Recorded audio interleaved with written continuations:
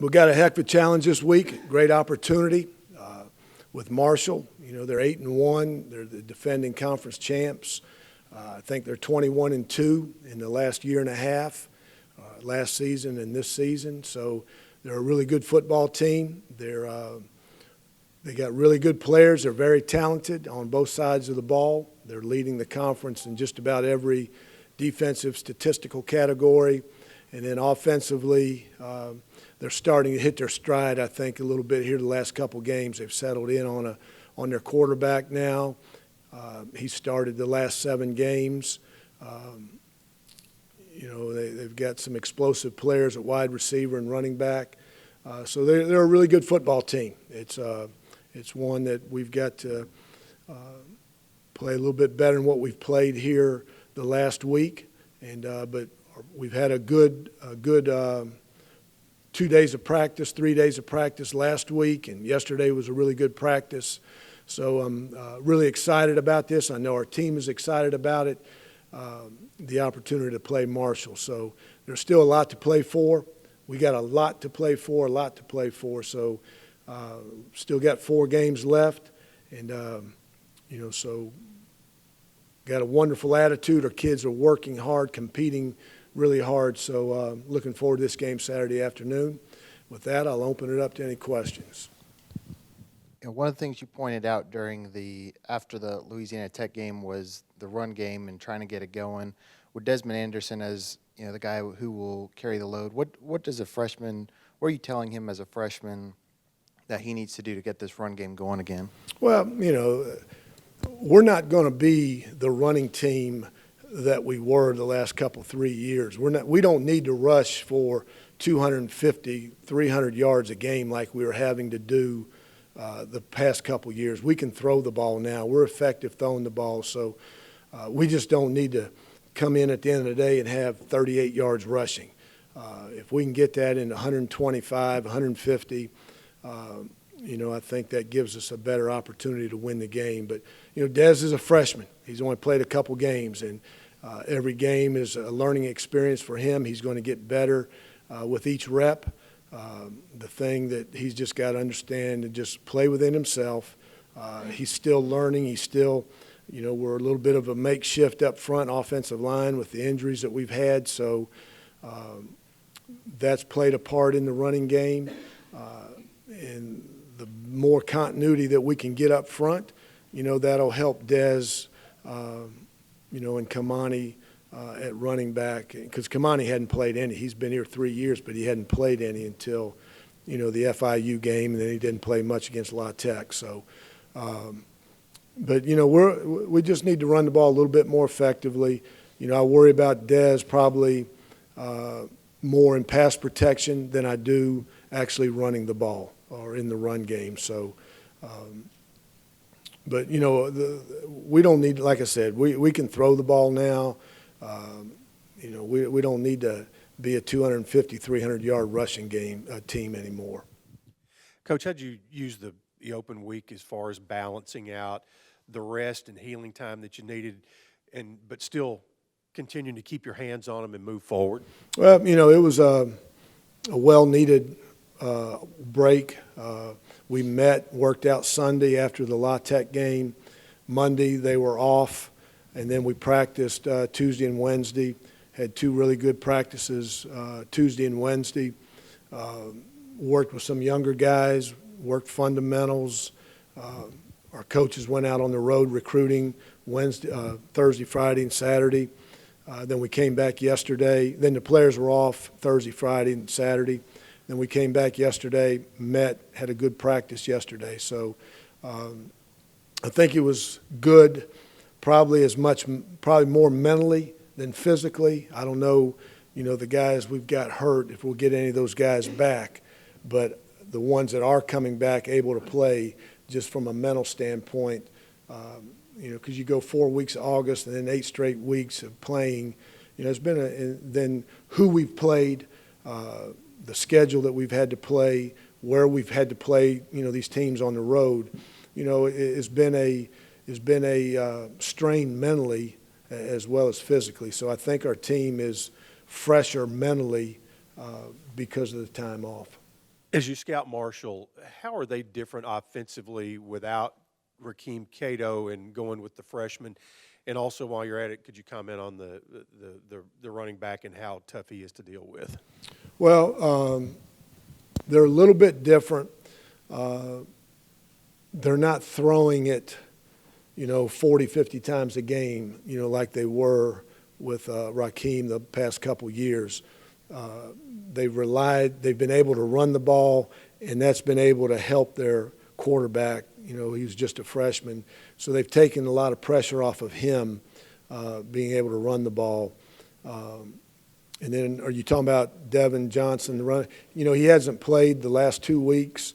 They're saying that he'll be back this week. But he's a big back. He's a physical back. We played against him last year. He was I think an 1,800-yard rusher last year. Probably he and the back at Kentucky, Western Kentucky, were probably the two top backs in the conference last year. So along with Dixon down at La Tech. So he's a tough back to handle because he's so big. He's got deceptive speed. To be a big guy, to be a 240-pound guy, he's had some long runs last year, this year, and throughout his career. So then the other backs that they've got are more, they're fast, they're speed guys. They utilize them in the passing game, so I'm sure they miss Johnson, but, those other two guys have done a really good job for him this year. Coach, I know you said earlier in the season that you didn't have any control over the schedule, but do you feel like 8 straight games without a bye week is too many games without a rest? And do you hold any sort of influence over the powers that be to affect that in the future? No, and there's teams that are going, they're going, other teams are going longer than 8. I think FIU, maybe they didn't start, maybe they didn't play the first week, or somebody didn't play the first week, and that was their open date. Now they're going, 12 straight. So, but I do think 8 is a long way, is a long time to go, especially at this level. In the NFL, somebody gets hurt, they can go buy somebody else. They can pick somebody off waivers or do what they need to do to replace them. Here in college, you can't. But I understand, the scheduling with conference championship games, with the bowl games, with, the playoff system now, and then the way the calendar fell this year, with really kind of starting almost a week later, that all played a factor in it. But I think when you talk about, 18, 19, 20-year-old kids that, just the strain, the wear and tear on your body after 4 weeks of August and 8 weeks of, a season, coupled with school and everything else that they've got going on in their life, is a long time. The second part of your question, I have no control over the schedule. I have no influence over the schedule. That's all done, by the conference office and Chris Massaro. Coach, a couple players and a few coaches point to the 2013 season when you all went on a run following the North Texas loss. Is that one of the examples you guys pointed to during the bye week, or are you guys just taking it one game at a time? We'll always take it one game at a time, but I did talk to them, that we'd been in this situation before. And it wasn't just 2013. We've been, 2010 we were in the same situation. And, there's been times, 2009, we were in the same situation. We were 3-3, at the break. And, so you draw on past experiences, but that's all I said about it. I didn't talk about it in great depth or detail.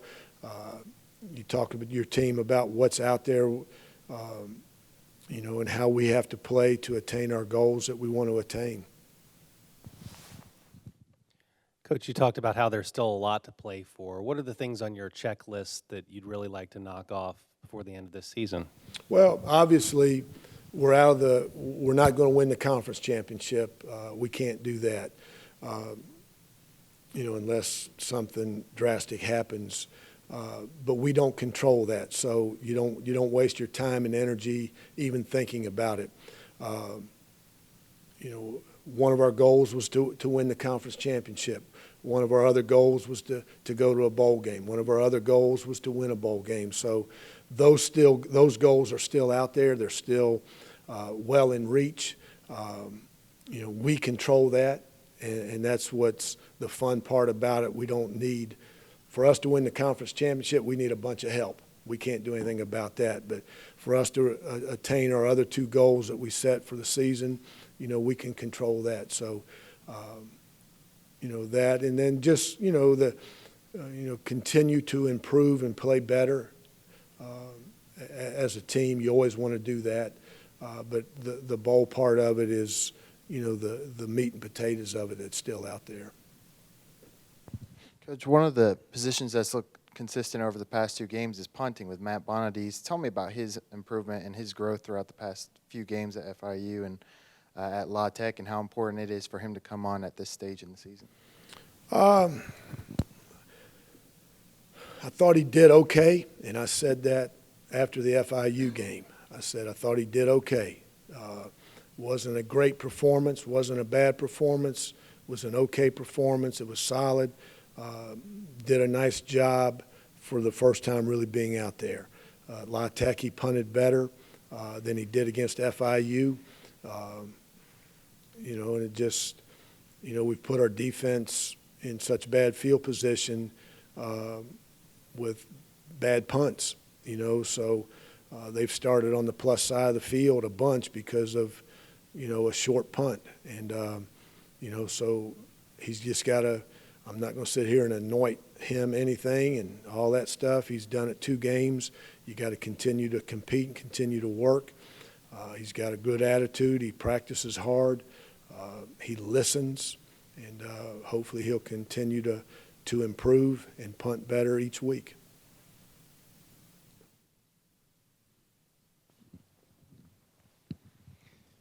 I don't know if you got to see the end of the Miami-Duke game this weekend, but now the ACC has suspended the officiating crew, which is the first I've ever heard of that happening. Do you feel like that's a good direction for college football? Do you feel like that's something that you could see the CUSA adopting, or no?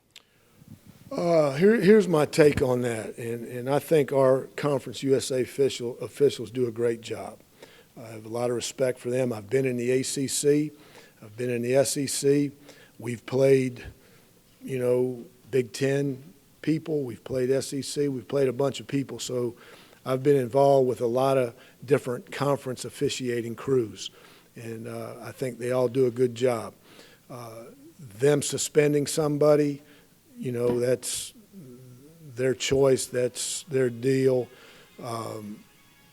They've got reasonings for what they do. John Swafford, the commissioner of the ACC, chose to do that. But here's my take. What do you tell Duke? What do you tell that team? And I don't know. If errors were made, if mistakes were made, what do you tell Duke? And I agree with David, Coach Cutcliffe, that if something is as obvious as what they're saying it was, there ought to be a mechanism, a way to go back and, hey, we messed up. We screwed this thing up. I'm sorry, but, that's the frustrating part for Duke. So what? If I'm John Latina, their line coach, who's a good friend of mine, so what? How's that make it right for us? So, but, I wasn't there. All I've done is I watched it on ESPN, and then I just heard that they suspended the crew. So, but that's the ACC's prerogative. There's been talk that this might open the doors to the NCAA overturning wins. Would you agree with that type of decision? If it was something as obvious as what they're saying the Miami-Duke game was, then, yeah, I mean, you win, you say it all the time, you win, you lose with integrity. You do things the right way. And if you won the game, you're the winner. If you won the game and that's why they got replay. That's why they replay them home runs in the World Series. That's why they replay games out there. We've had touchdowns taken away here because of replay. So I believe the ultimate goal, the right thing to do is to reward the winner. So if that's what they end up changing and doing, I don't have a problem whatsoever with that. The fair thing, the right thing, whoever wins the game should win the game, honestly, with integrity and with great character.